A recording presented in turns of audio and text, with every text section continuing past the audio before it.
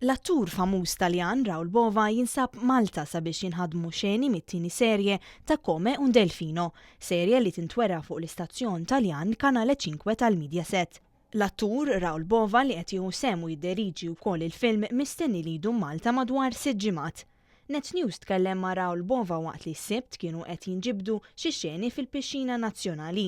Għalih u għall-kumpanija tiegħu din ma kienx l-ewwel darba li ġie Malta fuq xogħol. Prima volta è stato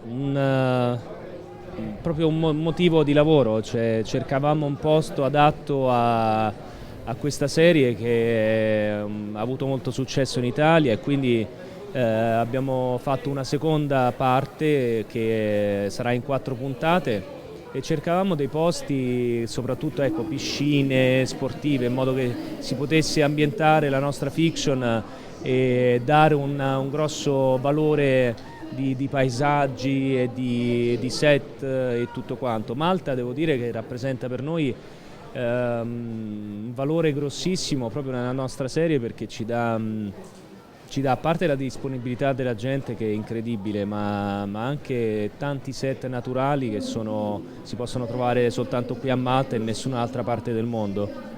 Is-serje Come un Delfino hija serje popolari ferm mhux biss mat-Taljani iżda anke mal-Maltin. Il-filming tat-tieni sensiela mistenni jkun bbażat f'Ruma u f'Malta.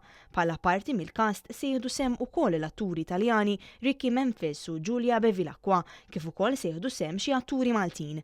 Ma' Net News Raul Bova ringrazzja wkoll lill-ammiraturi tiegħu f'pajjiżna. Sono molto contento di essere che gente di Malta mi segua qua, perché io insomma non lo pensavo, quindi è stata una bellissima sorpresa per me.